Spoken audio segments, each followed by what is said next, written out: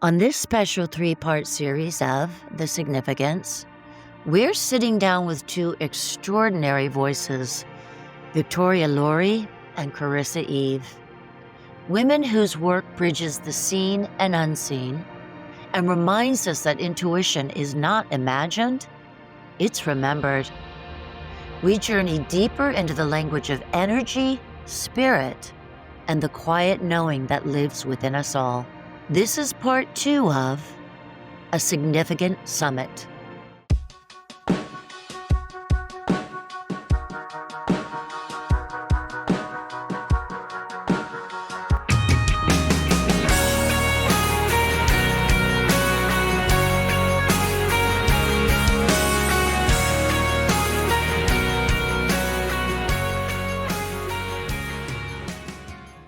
Don't forget to like, subscribe, and hit the notification bell.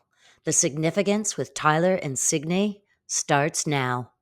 When our loved ones communicate through either one of you, what have you seen the most common themes or messages that they want us to hear? And do you think that there are any signs that we may overlook, throughout our existence? I will tell you that it's so interesting to me how often the other side comments on celebrations, vacations, and joy.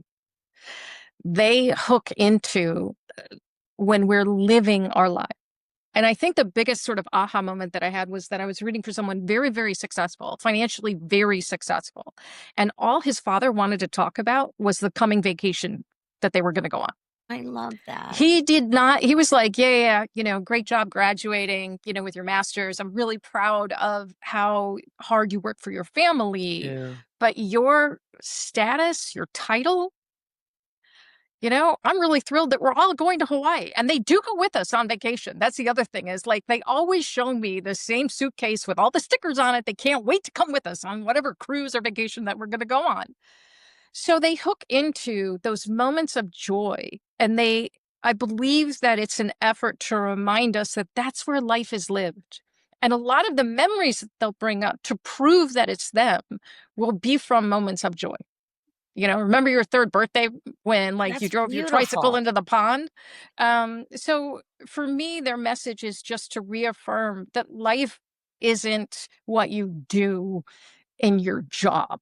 It's not how you make your money. It's how, just as Karissa put it so beautifully, how you show up for yourself and others. And for heaven's sake, have fun while you're doing it. Please. Enjoy it. Please. What are we here for? Because that's when you individually are the most connected to spirit. My sister and I were in Cinque Terre in Italy, and it's 5 villages that are connected by basically old donkey trails. There's no cars between the 5 villages. It's carved into a hillside over. It's so incredibly beautiful. And we took the hardest hike because they're donkey trails, like straight up. And I was kind of plowing ahead of my sister. Nobody inside on this trail. My father was a very prominent architect in Northern California. And I learned so much from him about aesthetic beauty in houses and structures. And I got up to the very top and I turned and I looked around, overlooking the sea with the green hills. And I just said, Daddy, if you were with me right now, this would just blow your mind. Blow your mind. Now, years before that, I had a psychic tell me, your father loves to leave money in obscure places for you. And I go, that's so funny. It happens to me all the time in the most bizarre places. And hearts, he'll leave you hearts. And I find them in just very, as I said, obscure places. I'm standing there just thinking of my father. I look down and in between my feet on the top of the trail is a euro. And it welled up inside of me. And I was like, I get very choked up talking about it. And I said, you're here with me. You're right here with me. Yeah. So I love that you shared that. That's really beautiful. And Signy, when I read for you, one of the proofs that your father showed me was a coin purse where he was dropping coins out of the coin purse. Yeah. I really remember that. Yeah. So that's confirmation that coin that you saw on that trail, that was for you from him. I love what Victoria shared. They want to be with us. They're here. And really, you could probably boil down without specifics. The majority of most messages come down to I love you, I'm sorry, and I'm here. And they want you to know I'm okay. And that's the other piece. But signs are such I love signs. I love the acknowledgement, like I'm currently here with you in this moment when you need me most, right? Because we all need that. And that's why I love to tell people, like, you don't need me to talk to your loved ones. I just get to talk back for them, but, talk to them directly, ask them for those signs. And I love the weird ones. Like I had a girl a couple weeks ago, and I think it was her grandmother said, oh, I'm going to send you it's ladybugs. Ladybugs are my sign. And she's like, I hate ladybugs. And she was just so terrified. And she's like, no. And her grandmother thought this was hilarious, or whoever it was thought it was just so funny. I remember them laughing on the other side saying, like, I'm here to help you get over your fear. So I'm going to send you the ladybugs. Of course, I don't think they typically don't pull our legs that hard. Actually, I'm realizing that wasn't her grandmother. That was her brother, her older brother. And that's why it was so in line with his personality to yank her chain a little bit, to just kind of say, like, here I am. But yeah, everything from, songs that repeat. I've had some really Perfume. Beautiful, Perfume smells. Money on the ground is great. That comes up quite often. Feathers coming out of the sky, things that just fall. But what I tell people is, like, look for patterns where things keep happening. And at the end of the day, the rest is up to us, whether we want to acknowledge it as a sign and take it that way, or, whether we just want to ignore it and go, oh, well, there's always a red rose on the side of a truck, so that's just normal. It's like, come on. At some point, you have to acknowledge something's going on here, and they're trying to tell you that I'm okay. But the message is always, I'm here, because people will go, gosh, I keep seeing my sign. What does he want to tell me? But it's always, I'm here and I love you. It's not, right, be scared, pay attention, watch out. It's always just, I'm here. I love you. It's going to be okay. To Karissa's point, where, what is he trying to tell me? I keep seeing, this number on the clock, 12:04. What does that mean? What does that mean? Well, it just means that it's 12:04. And he's just saying hello. People want to put so much into this little thing that they've started to notice. It must have some huge significance. And often it's really just a wave. It's just a, hey, how are you? How you doing? I'm reminded of a story when you're like, look for the uncanny. I had a longtime client of mine who had lost his mother, and he was really, really missing her. And he was like, I can't feel her. My husband can feel her, but I can't feel her. And I said, well, maybe the reason that you can't feel her is because you're so sad. And so sometimes when we're in deep, deep mourning, our energy is kind of low, and feeling them, up here is a little bit more difficult. So his mother showed me a flamingo, and I remembered that she lived in Florida. And I said, well, your mom's showing me flamingos, so look for flamingos. Now, he lived in Boston. And so finished the session, and I start seeing flamingos everywhere. Like, it was crazy. I even had a woman who was working for me sent me, what do you think of this mug? Because we were going to do promos. And the mug she sent me had a flamingo on it. I mean, it was just nuts. And so I'm emailing him, and I'm like, Kevin, have you seen, flamingos yet? He's like, no, none. And I'm like, well, I've seen 70. So I don't know. I think you're like this, right? So I read for him like 2 weeks before Thanksgiving. And then on Thanksgiving Day, he was just, on the couch, very sad, watching the Macy's Day Parade and thinking this was a ritual that my mom and I always watched. And he was really missing her. And he said, Victoria, across the bottom, this cartoon flamingo walks as it's unfurling this banner that says Happy Thanksgiving. Wow. And he's like, what the heck was a cartoon flamingo have to do with Thanksgiving for a Macy's Day Parade? And I'm like, your mom says hi. So, right. So they will show up in the most unexpected way. And selecting that one thing, it's a peacock, a flamingo, something that's really out of the ordinary can be the thing to get you to kind of snap out of it a little bit. Do you know? Yeah. And your attention is the green light for them. The more willing you are to put it out there, the more they're going to flood you. And what I love about that story is likely that woman knew, okay, well, Victoria is paying attention, so I'm going to show her the flamingo, and then she'll get the message to my son, and finally he's going to figure it out. Because we don't talk about the privilege that we have is building relationships with them as well. So I've had some clients that I've been reading for over 10 years at this point. And one of my favorite stories is it's just such a little thing, but it was so important to me. I know her parents who are both passed so well. And my son was going in for surgery, and her and I kind of check in with each other. Hey, how's life? Before we start the reading. And we don't talk outside of reading, so I don't really know much about it. And I told her my son was about to have surgery. And I remember towards the end of the reading, her mom said, husky. And sometimes we just get those rare things where I'm saying, she keeps saying husky, but I have no context for this. Do you? And she said, no, I have no idea. And she kept saying, your son's going to be okay, husky. And she said, okay, great. In the reading, we sometimes you don't know how those things are going to show up. And then sure enough, 3 days later, we're wheeling the hospital bed with him on it into the operating room. And I look and it says husky on the back. And I said, why does that say husky? And she said, oh, we name all of our hospital beds after different animals. Okay. And I'm just like, and that, it was just that moment where I was like, thank you. That was that client. We have built a rapport, and she cares about me too. So it's like that opening she gave her parents to be able to give me a little bit too. So I feel like those moments were so blessed. That's beautiful. They take care of us too, and that's one of the, I would say, the big benefits of doing this work is that often it'll be a dual message, right? It'll be a message for my client, and there'll also be a little piece of wisdom in there for me too. Or they'll show up just like Karissa said, reassuring her that her son's going to be okay. It's beautiful. And paying attention to the signs. And acknowledge it. If you see it in your mind, if you get a reading with an intuitive, or if you can't afford one, but you really want to hear from someone on the other side, and you're like, all right, I'm assigning you peacocks. And then your grandfather brings a peacock across your path. And whatever way that ends up happening, say in your mind, thanks, Granddad. Thank you. They love that. It's a two-way street. Communication is two ways. It's not, like Karissa said, you don't necessarily need us. We might be able to put into words a little bit more clearly what they're trying to tell you, but they are ready, willing, and able to communicate with you if you'll just acknowledge what they're trying to show you and say. So Victoria, you've shared before that sometimes in a reading, you'll actually see a symbol, like a recycle sign to show that a soul has returned in a new body. Can you talk us through what that looks like for you and how often you see that kind of message?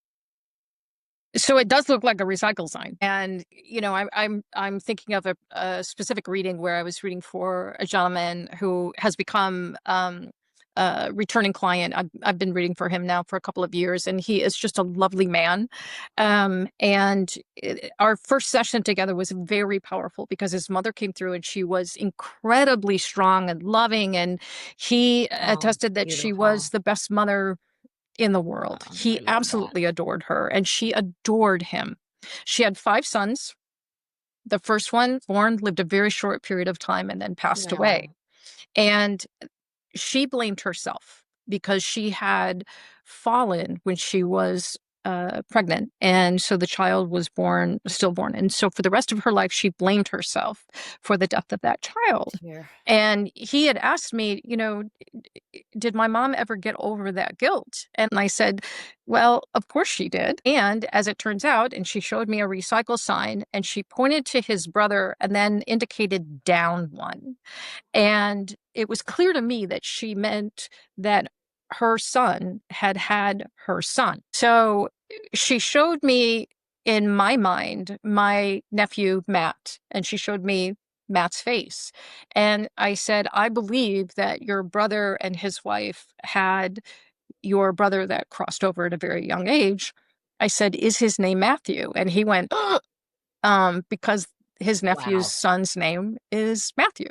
And so they'll offer up something, and then they'll give you the confirmation or the proof to say, see, it's real. And on occasion, I see this. It's more prevalent with, I think, people who lose young children. I don't necessarily see it coming up for people who pass a certain age. So for kids who pass, like, I would say 13, 14, 15, that's just, they've lived their life here and they're waiting for the next time that they can come through. And that might not be right away. I don't know what the rules are for it. I've just seen it particularly shown to me several times now, as whenever I see that recycle sign from someone on the other side, and they indicate that a child is either going to come back through or has already come back through. And that for me solidified my, I don't know, strong feeling that reincarnation is an actual thing, because it makes sense, right? Why would we just have one life? You know, and I Absolutely. like that phrase, you only get one life. I'm like, no, it's not YOLO. It is, we get recycled through. And I think one of the most beautiful visions that they ever gave me was of an orchard. And they kept showing me trees of different sizes within this orchard. And some of the trees were kind of not skinny, but not real thick. And others were super thick. And someone within the orchard indicated that every life that comes from a certain family tree gets added to the ring, gets added as a ring, and that these family trees are sacred. And that made so much sense to me, just because it's been my experience that family is everything from the other side. It's everything. It's their connection to us and us, our connection back to them. So it makes sense that we'd come back through the same kind of cluster of souls would sort of come back through and grow communities and grow orchards and grow families and add the rings to the tree. And I always thought that was one of the most beautiful visions that they'd have ever kind of planted in my mind. When you receive confirmations like names or symbols, what convinces you that it's truly reincarnation versus just a metaphor? I think it's the flow of the symbols, how they line together, because Carissa's so Almost like blessed and fortunate. hieroglyphics. Yeah, exactly. Karissa hears them. I don't often hear them. They pass information to me like Pictionary, and I have to put it together Interesting. to form the message. So the recycle sign plus line down to brother and then brother's son. That's like, oh, well, that makes sense, right? So it's like, how would you interpret a certain sense of symbols, right? It can be something like they might dangle keys, you know, and a key can be a key to a secret. It can be a tangible thing. Go find your keys. And so we have to kind of like, it's a mystery, which is another reason why I particularly love interacting with the other side, because it's a puzzle. And so they'll show me certain things, certain symbols or imagery, and I'll have to kind of put the pieces together. Here's my favorite. My favorite was I was reading for a woman who was very no, right? And I forget which parent was coming through. I think it was her father was coming through. And the father indicated her brother. So I asked her, do you have a brother? She said, yes. And he showed me a teddy bear. And so I'm like, okay, teddy bear. I don't know. So I'm like, is your brother's name Ted? No. Ed? No. No Teddy, Edward, Theodore? No. Okay. And this parent kept indicating, nope, keep on it, keep going on it. And what they do is they just keep flashing, right? It just keeps flashing in my mind's eye. I can't get off of it. So I said, is there anything that has to do with a teddy bear and your brother? And she had this look in her eye, like something occurred to her, but she wasn't willing to say. And so she said, no. Right? Kind of like that. And I'm like, okay, I think there's something there. So I said, well, I don't know what this is, but your parent keeps showing me a teddy bear. And then all of a sudden, the teddy bear was replaced with a mouse. And I'm like, oh, wait, no, that's my bad, a mouse. And then he flashed the teddy bear. And I'm like, oh, nope, back to teddy bear. Nope, mouse, teddy bear, mouse, teddy bear, mouse. And her eyes lit up. And she said, oh my God. My brother, as a kid, his beloved pet was a teddy bear hamster that he named Teddy. Wow. Well, there you go. You know, so you have to have patience to do this, and you have to have perseverance, because upon being told no about the teddy bear, I could have been like, oh, well, my bad, must have been wrong, right? But continue to trust that what they're telling me holds some value or some meaning, and continuing to insist on it can sometimes be that I like to say it's spiritual charades, right? That one of my old teachers used to say that. It's totally dead on. So I am hearing them, seeing them, while also being shown pictures and videos, and also having physical sensations on my body where death injuries might happen, or also like emotional reactions. But it's that they're all happening fast and in real time. And I have a tendency to rely on what I hear in combination with those other pieces. So it's tricky because the teacher in me wants to go to Signy's point. If you're just using symbolism, you are drawing conclusions and piecing things together. And that's where the medium has to be so careful and so aware of where they're inserting meaning on these symbolisms and messages. And typically, like when I'm working with students to build their own lexicon of symbolism, because it is individual and unique, it can take years to develop one consistent symbol, right? Like this means priest. This means teacher. And so that's why we have to be super cautious with symbolism and, you know, how we're sort of dragging meaning from that into the bigger picture, right? Like into the picture of reincarnation or whatever that might be. Because I do believe that what we do functions on the basis that we all believe in reincarnation, right? I just don't think you can access the spirit world if you deny that we continue to live multiple lives. That being told, my experience that I've had is that they all tell me everybody waits on the other side. Nobody reincarnates into another life until all family has been reunited in whatever soul family or soul cycle that lifetime has been in. Really? Yes, but I've that never heard doesn't. that. That's incredible. That's what they've showed me consistently over the years. It doesn't necessarily conflict with what Victoria was saying because they also will show me that the soul doesn't enter until the birthing experience. So if she's talking about, you know, a child that was lost and stillborn, well, that soul may have been sort of within the soul family. And I will also tell you what I've been told for many years is that children that don't make it here, whether that's stillborn, abortion, miscarriage, however early on or late that happens, they know they're not going to come into this world. So there is not this great loss from the soul side of things. They know, and they might hang out in the background and still be attached to the family and look at everybody growing up and look after them. And some people, of course, are deeply traumatized by those losses. And sometimes those children are just waiting there to be reunited when they finally get back to the spirit world. Is there a typical cycle of reincarnation? When I went down this rabbit hole of at the University of Virginia, there is a department, a whole department is a big department devoted to reincarnation studies. When I looked into it, they had proven 20,000 cases of reincarnation. And that's amazing. The department started in the 1970s, and most of the research came from India because in India it's just common. Everybody everybody reincarnates, you know. And the acceptance has started to grow here in this country. I don't know where it stands today, but at that time it was starting to grow in this country. And one of the things that they had seen was that it's usually kind of consistently, it would be like a great, like at the great grandparent kind of stage. So about 100 years or more is when they would start to see individuals coming back through. And little kids, none of the studies involved adults. All of the studies, questionnaires, you know, investigations were with children 10 and under. And so they would interview them extensively. And if a child could name dates, times, people, all of this, then they would say, okay, there's just no other explanation for this. We really think this kid was reincarnated.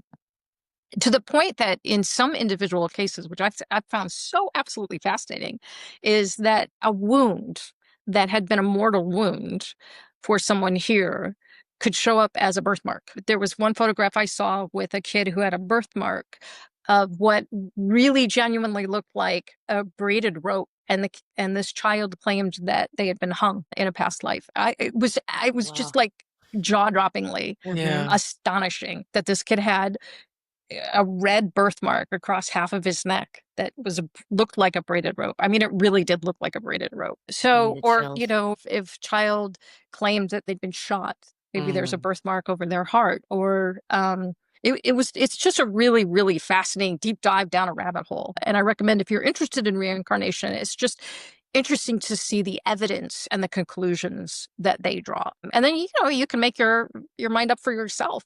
Do I know how it works? No. Have I been shown like inklings of, sometimes this Mm. happens and sometimes that happens? Yes. Carissa's been a medium for much longer than I have. And so I tend to trust her and her knowledge and her wisdom and her experience above kind of anybody else. Mm-hmm.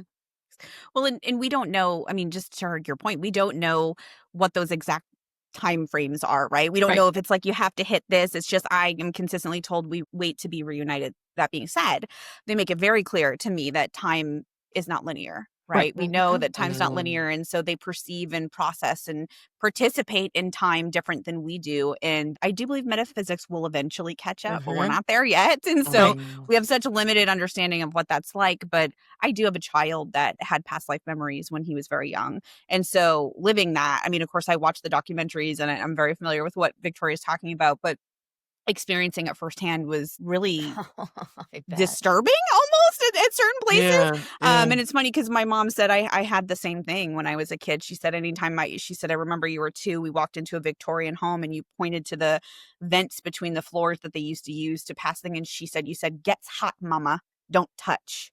And, just like these little And it took tiny you until you were pieces. 20 to realize Well, what. Wow.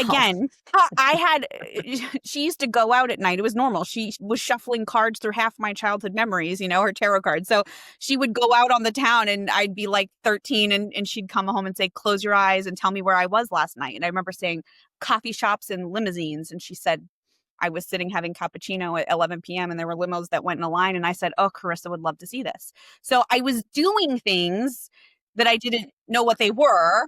And some kids, it's just normal. But my son was 2. He had no exposure to plane crashes or anything like that. And it was a kid's cartoon about a plane. And he started crying hysterically, got so up and upset. And finally he said, all planes crash, mama. All planes crash. And That is just, anytime he I saw have them, goosebumps from that yeah, story. My So do God. I. that is just after So do I. No, yeah, if we were driving and he saw them in the car, he would tell me the same thing. I'm never going on a plane. All planes crash. And he was terrified. But yeah, I mean, we couldn't get him on a plane until he was 6 years old because he held on to those really, really strong. I think we're so used to the construct of rules, right? Mhm. Again, Mhm. physics and chemistry, right? As long as we obey those Precisely. rules, we can have an expected outcome, right? But the Mhm. other side is this giant mystery. Who knows what's going on over there? So just like I think sometimes we have exceptions to rules here, I'm positive there are exceptions to rules over there, Yeah. Absolutely. I would think So they so. can kind of communicate what is the norm, what is the standard, but just like here, I'm sure there are exceptions. When someone reincarnates, does their energy completely leave the other side, or does some part of them remain accessible to loved ones here? See, it's a trick question because I believe that we all have kind of an other side essence, an other side self. I don't think that our lives down here just happenstance or just, kind of chaos. I think that before we incarnate down here, we drop kind of a little bit of a blueprint to kind of go, okay, so, these are lessons that I need to learn and these are Mhm. lessons I need to teach and these are experiences that I want to have. And I think that there is a part of our essence that still remains connected to that soul, right? That Mhm. spirit that devised the plan. When I have connected someone to someone who says, "Oh, your nephew is actually your brother," right? I do not feel the energy of their brother on the other side. They're just not there. Hmm. I will look and I won't necessarily feel them. I feel them here in this life. And that's been my experience. And that's why it's sort of a difficult question to answer because you're getting into kind of like you really have to kind of your mind has to go into all this sort of esoteric like whoa, and it just continues to show me how limited we are by the physics of our brain, Mhm. of our own experience in our own brain and being here. We're kind of in this sort of we're wearing blinders a little bit. These answers are years in the making, right? They've taken years to understand and fully form. But what I've been shown consistently is that when we think of ourselves, we think in this very 3D earth way, like just sort of the outline of a body, right? And they said if you turn your soul to the side. What I saw were all these lights connecting all these dots, and all the dots were lifetimes that have ever been experienced or are ever to be experienced, and that they were all happening simultaneously. So that is sort of the soul, right? I believe this version of me to be a toe of my big soul, of my oversoul, if Oh, you I will. love that. Okay, And I so love Yeah, that that's too. all nice. of those Yeah. lifetimes are still accessible. So in my experience, somebody has always been able to come through and connect. I don't think that has to do with my beliefs. It's just been my experience. And that leads me to believe that some version of us, or the version of us that our loved ones know, is still accessible at all times, because that's just one part of the soul. Other parts might be going off and living other lives already, but realistically, it all happens simultaneously, right? Time is not limiting there. It's a big one, guys. It took me a long No, time. well, No, it that's is. it. It No, is. but It is. I get it. I get it. Yeah. What you're saying is Yeah. really that's Kind amazing. of a That's a beautiful lot image, of isn't it? it is, and Turn it to the side and all these lights. I kind of love that. And lots that to think honestly, that about. kind of explains why there are times when I will be connecting to what I believe is someone's parent on the other side, when really they are an Alzheimer's patient in hospice. But I'll be sensing them from the other side. Interesting. Yeah, there's few times where literally our souls can come forward in a mediumistic reading, just as if we've already passed, and we the Right. mediums can't tell the difference. Right. Alzheimer's being one of the most common, but coma and sometimes deep and serious drug addiction as well for me. I think that science has come a very, very long way. I mean, technology and science is really an incredible thing, but I don't think that the tools to measure what we do, it's not that I don't think that what we do is real. It's very real. But I don't think science has invented the tools yet to be able to measure and quantify what it is that we do. And because we don't have those tools available, we're still considered like eye roll worthy, right? But there are studies going on consistently. There's the famous study that John Edwards participated in out of the University of Arizona that's fascinating. And they had, a control group of individuals who had no experience being mediums whatsoever. And then they brought in professional mediums, and the professional mediums were just blowing the control group out of the water. They were getting names, dates, associations, all sorts of evidence. And it was always with a subject who was only allowed to answer yes or no. And the evidence that was coming back was just off the charts. Like, oh my God, I think this stuff is real. Yeah. But how do you measure that, right? Other than the odds of chance of Exactly. someone getting this amount of information is really, really small. There are no instruments. There is no, okay, here's my meter that says, yep, you're psychic. Molly, you in danger, girl. My meter said so, So until that happens, I think that it's just going to continue to be a little bit of an uphill battle for us. And all we're asking, truly you can come with your skepticism, that's fine, but we just ask you to have an open mind. That's it. I have friends doing studies at MIT that are working on this. I've had an EEG done doing readings, and they were able to show deep theta states that are only supposed to be able to be countable on the meter when you're in deep REM sleep, and also while simultaneously showing brainwave states that are in the highest alert wave that you can possibly be at. And it's supposed to be physically impossible for those to happen at the same time. So we're getting there. It's not without issues, like Victoria said. There's some of it you just can't quantify, but don't be fooled. The FBI uses us and full-time employs us. Police use us, and I've worked with the police myself. MIT's paying attention. People are studying us. So we're not the fools. I think, honestly, it's the people that are unwilling to give us a chance that are the ones that are missing out. It's time for a little myth busting. We've created what we're calling fact or fantasy. We're going to give you each a question, and you're going to tell us if it's fact or fantasy. These are common beliefs, stereotypes, myths about psychics or mediums. Just give us your quick, honest take, and let's set the record straight. Psychics are always on, reading energy every second of the day. Total myth. We'd Thank be insane. Yeah, be we'd be I exhausted. would say you'd be like Truly. Jim Carrey in the movie where my God. Morgan Freeman he replaces Morgan Freeman as God, and he hears every Oh, thunder no. thunder everywhere, Bruce everywhere Willis, all yeah. day long. Yeah.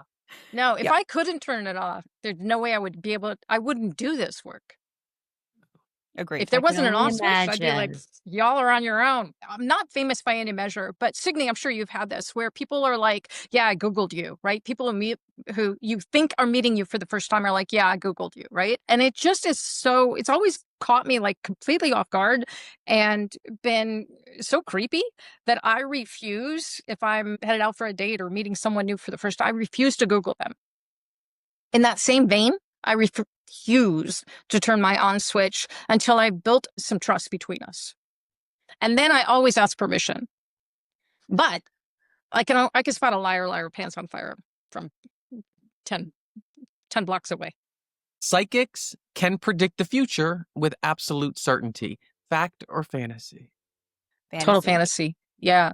We can predict the future with some accuracy, but not 100%. And the reason is because if I were to say to you, you better shape up at work because they're getting ready to fire you, and you continued to act out or be an asshole and got fired, okay, that's one way. But if you took the inference that, hey, you're screwing it up and you better shape up and you better start kicking it at work if you don't want to end up unemployed, then you absolutely can alter your own kind of destiny.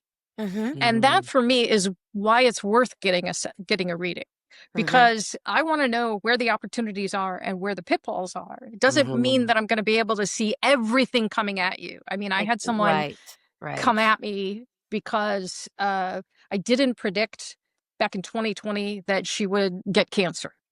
And in 2020, the amount of medical stuff that I was trying to tune out in the middle of a pandemic was enormous. I was surprised I was still functioning back in 2020. But like, it just goes to show that people have this perception that when they sit for us, we're going to see everything that could possibly happen. And that's just so unrealistic. It's the same way as if you go to a doctor and you're like, my knee hurts. You blaming your doctor because he didn't get the, lump in your breast, right? It's just, we get what we get, and we are not filtering out or filtering the message. We're giving it to you as straight as we possibly can. We have free will. That's why we can change, and why, like Victoria said, what we do is a valued people, because you have the opportunity to shift and influence things. Otherwise, I certainly don't want to live in a world without free will. Ouija boards have the ability to open negative portals and energy. Myth, false. Yeah, myth, busted. Have fun.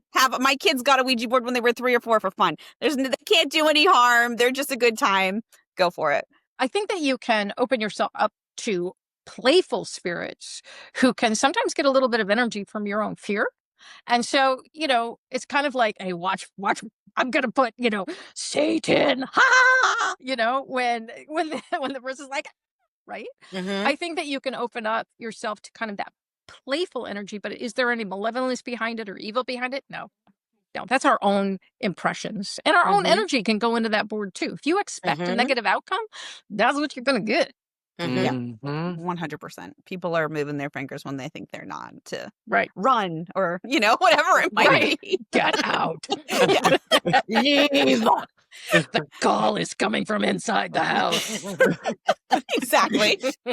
Fact or fantasy? Your belief in psychics enhances the accuracy of a reading. Oh, that's a trick question. Yeah, that's a trick question. Is it?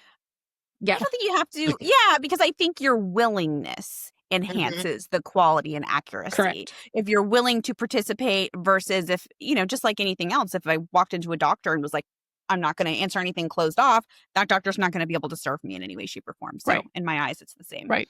Although I will say that, I do get clients, usually male, that have been signed up for a session by their wives, and you can see their whole view of their entire life just go, like you start like, I bet.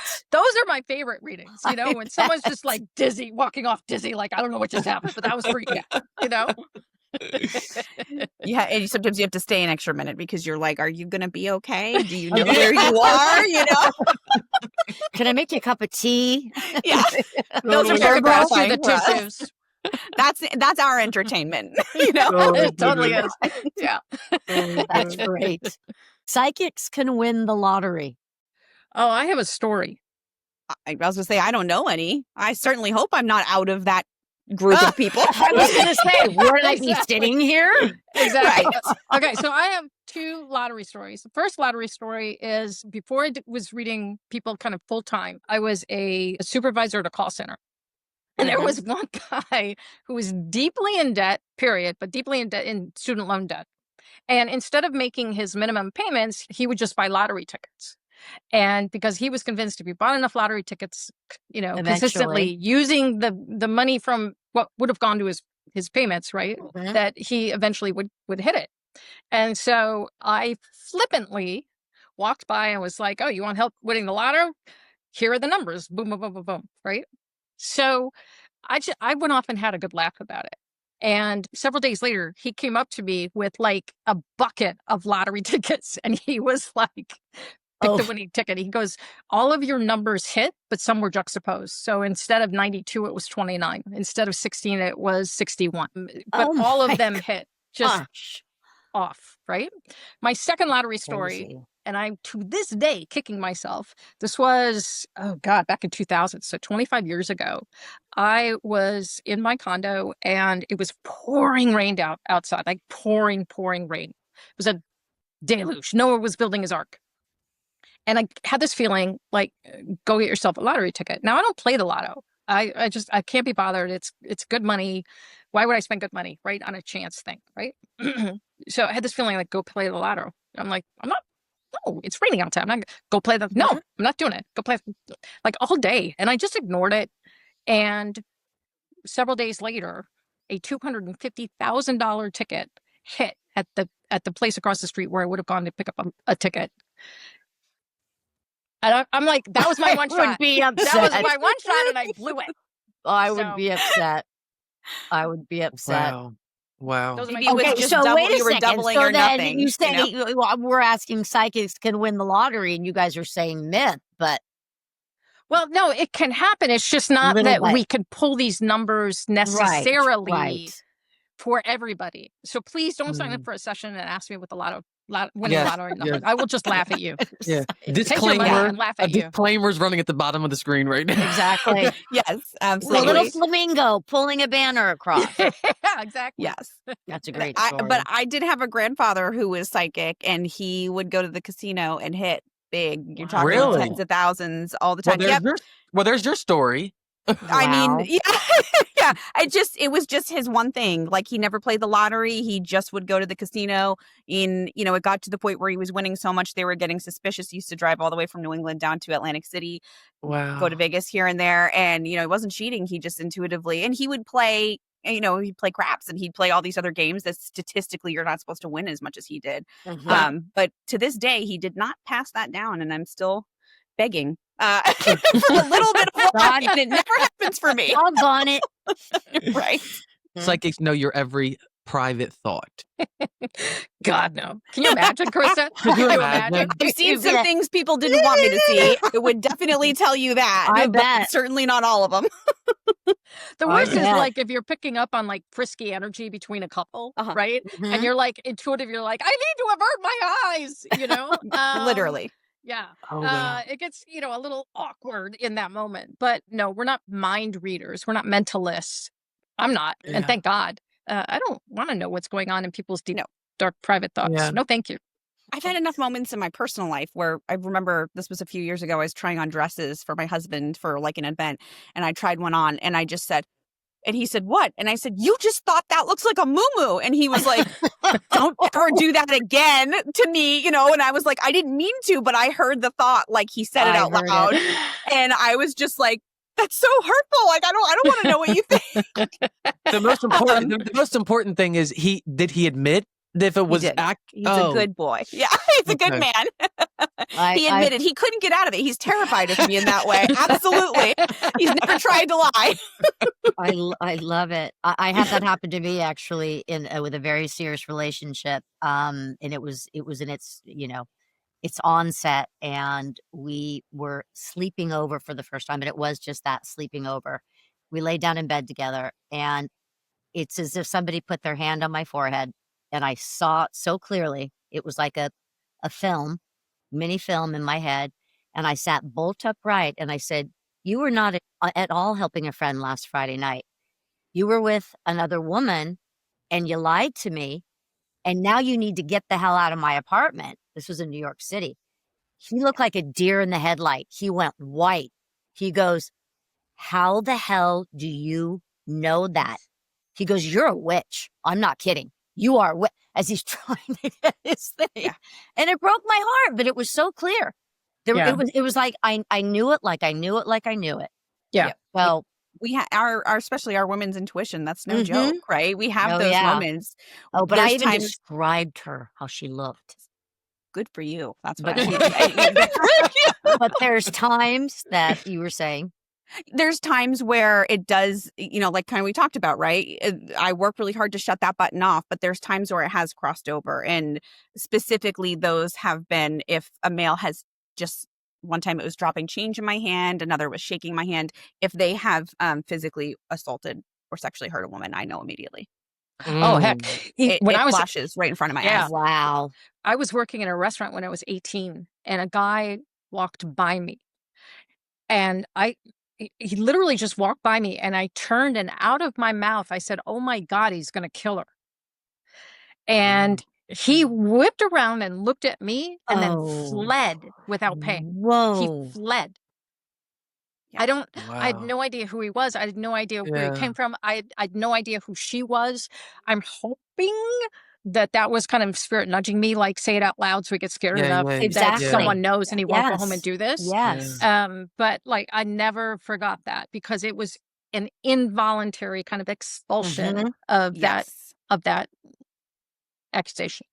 So there's moments where you can't help but know, but it's usually always based in safety or some sort of intervention. Even in readings, I will never forget that I had a family come, their young brother and son, he was probably in his early 20s, had been murdered, and they were coming for information. And very much like you're saying, Tyler, kind of that, like, I'm showing up with the expectation you're going to have all these answers. Like, I want to know.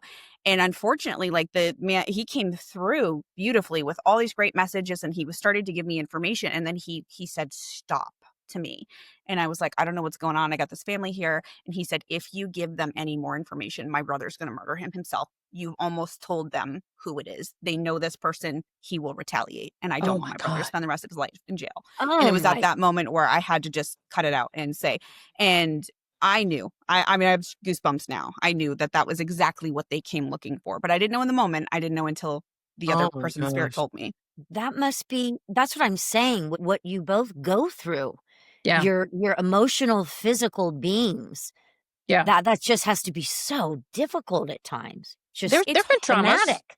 There have Yeah, been it is traumas. Yeah. traumatic at Yeah. times. And there's also this ethical dilemma because we don't Exactly. operate in HIPAA laws. We're not pastors. But of course, people like Victoria and myself, we're trying to come from this ethical standpoint. And I'm thinking, what I never want to do any harm. I had a girl that I loved and adored. She was just, you meet those people and they're just pure goodness. They're just vanilla warm cupcakes, right? She's just so sweet. And her grandmother would come through with the most amazing message and all these pieces. And she came for a reading, and I think it came up that she was trying IVF, and her grandmother said she just had a miscarriage, and she said, "You have to tell her there's going to be one more."